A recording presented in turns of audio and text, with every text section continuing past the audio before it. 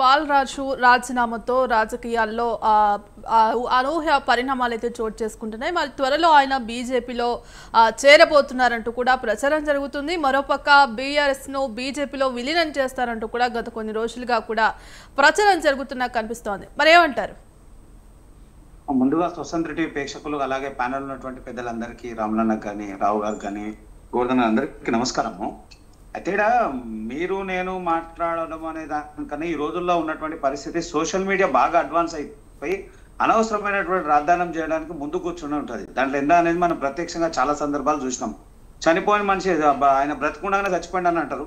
అలాంటి పరిస్థితులు మనం ఎన్నో చూసినాం. ఇప్పటికైతే అధికార ప్రకటన ఎక్కడ లేదు. గోవల బాలరాజు గారు బీజేపీలో జాయిన్ అవుతున్నట్టు అన్నట్టు ఏదో వారు, ఎందుకంటే పొద్దున చిట్చాట్ లో బాలరాజు గారితో చిట్చాట్ లో మాట్లాడినప్పుడు, వారు ఒక మీడియా సమావేశంలో మాట్లాడినప్పుడు ఎక్కడ కూడా బీజేపీ ప్రస్తావన కానీ బీజేపీలోకి వస్తామనేటువంటి ప్రస్తావన ఎక్కడ కూడా మాట్లాడలేదు.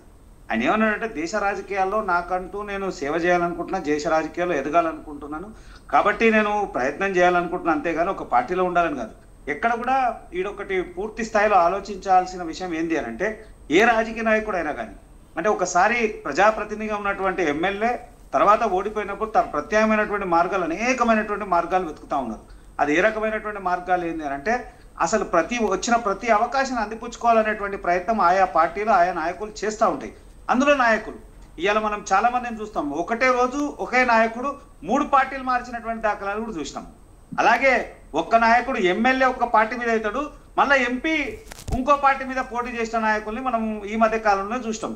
అయితే ఎవరిని కూడా వాళ్ళ ఎదుగుదల కోసము ఆ నియోజకవర్గంలో ఉన్నటువంటి నియోజకవర్గంలో ఉన్నటువంటి పరిస్థితులు, అక్కడ వాళ్ళ పార్టీ స్థితిగతులు, వాళ్ళ పార్టీలో ఉన్నటువంటి పరిస్థితులు అన్ని కూడా ఇచ్చేసుకొని ఆయా పార్టీలకు వచ్చేటువంటి ప్రయత్నాలు మొదటి నుంచి కూడా అందరూ రాజకీయ నాయకులు అది ఒడవడి, ఏదో ఇవాళ మనం ఒక్కరు చెప్పడం అని కాదు, ఒడవడి, దాంట్లో ఏమాత్రం సందేహం లేదు.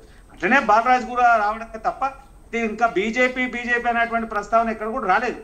కొంతమంది ఊహాగానాలు, ఈ ఒక్కరే కాదు, ఇంకా 14 మంది వస్తున్నారు, 10 మంది వస్తున్నారు, 4 వస్తున్నారు, ఇంకా మాజీ ఎమ్మెల్యేలు ఎవరు ఏమైనా సరే, మేమైతే ఒకటే చెప్తాను, నిస్వార్థంగా నిజాయితీగా ఉండేటువంటి నాయకులు ఎవరైనా భారతీయ జనతా పార్టీ నరేంద్ర మోడీ గారి ఆలోచన విధానానికి కానీ, లేదా దేశ అభివృద్ధిలో మన సొక్కా సాత్ సొక్కా వికాస్ అనేటువంటి నినాదంతో ముందుకు వచ్చేటువంటి వ్యక్తులు ఉంటే మా పార్టీ అధిష్టానం చూసి వాళ్ళని తీసుకునేటువంటి అవకాశం ఉంటుంది తప్ప ఇప్పుడైతే మేము వెంటనే వారొస్తున్నారు వీరొస్తున్నారని చెప్పే పరిస్థితి ఏం లేదు.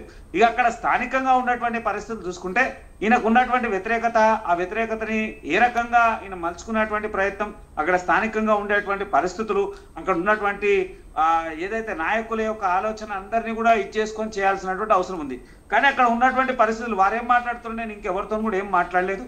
జస్ట్ ఆయనకు ఎవరికి కేసీఆర్ గారిని పొగుడుతూనే ఆయన కేసీఆర్ గారు ఆయనని బుజ్జగించే ప్రయత్నం చేయాలనుకుంటున్నారో తెలియదు, కానీ పొగుడుతూనే నేను కేసీఆర్ గారి శిష్యుడిని, ఆయన ద్వారానే వచ్చినా, అట్లనే వచ్చిన ఉమ్మడి మహబూబ్నగర్ జిల్లా నుంచి నేను మొదటి వరుసలో వచ్చిన, అన్ని విషయాలు చెప్తూ మళ్ళా రాజీనామా ఇచ్చిన అనేటువంటి అంశం మాట్లాడుతున్నాడు. ఒకవేళ నిజంగా కూడా భారతీయ జనతా పార్టీ సిద్ధాంతాలకు లేదా భారతీయ జనతా పార్టీ అభివృద్ధికి నచ్చి వారు వచ్చి ఉంటే దాని మాదేవుల అధిష్టానం యొక్క నిర్ణయం ఉంటుంది తప్ప ఇంకా ఇప్పటికైతే ఎలాంటి సూచన కానీ లేదా ఎలాంటి ప్రకటన కానీ అధికార ప్రకటన అయితే లేదు. గోవర్ధన్ గారు.